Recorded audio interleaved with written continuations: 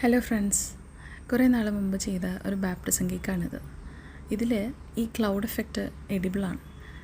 കഴിവതും എഡിബിൾ ആർട്ടാണ് കേക്കിലേക്ക് ഞാൻ ട്രൈ ചെയ്യാറുള്ളത്. പക്ഷേ ചിലപ്പോൾ ഒന്നും നമുക്ക് എഡിബിളായിട്ടുള്ളത് വെക്കാൻ പറ്റിയെന്ന് വരില്ല. അപ്പോൾ ഈ ഒരു ക്ലൗഡ് എഫക്റ്റ് എങ്ങനെ കിട്ടി എന്നുള്ള ജസ്റ്റ് ഒരു വീഡിയോ ആണ്. ഇത് ഒരു വേഫർ പേപ്പർ ഷീറ്റ് വെച്ചിട്ടാണ് ചെയ്തത്. നമുക്ക് ആമസോണിലൊക്കെ വാങ്ങിക്കാൻ കിട്ടും. ഇത് വെള്ളമായിട്ട് ജസ്റ്റ് ബ്ലെൻഡ് ചെയ്തെടുത്ത ഒരു പേസ്റ്റ് പോലെ വരും. അതിൽ നമുക്ക് ഇഷ്ടമുള്ള കളറൊക്കെ ആഡ് ചെയ്യാം. ഞാൻ വൈറ്റും ആഡ് ചെയ്തു, പിന്നെ കളറും ആഡ് ചെയ്തു.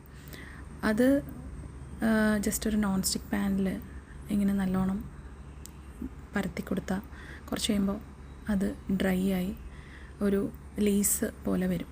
അത് നമുക്ക് ഈസി ആയിട്ട് പീൽ ഓഫ് ചെയ്തെടുക്കാം. അത് ആദ്യം കുറച്ച് ഹാർഡായിരിക്കും, പിന്നെ കുറച്ച് കഴിയുമ്പോൾ അത് നല്ല സോഫ്റ്റ് ആവും. എന്നിട്ട് നമുക്കിഷ്ടമുള്ള ഡെക്കറേഷൻ കേക്ക്സിലൊക്കെ കൊടുക്കാം. ഞാൻ റെഡ് കളർ ലേസ് വെച്ചിട്ട് ഒരു വെഡ്ഡിങ് കേക്കാണ് റെഡിയാക്കി.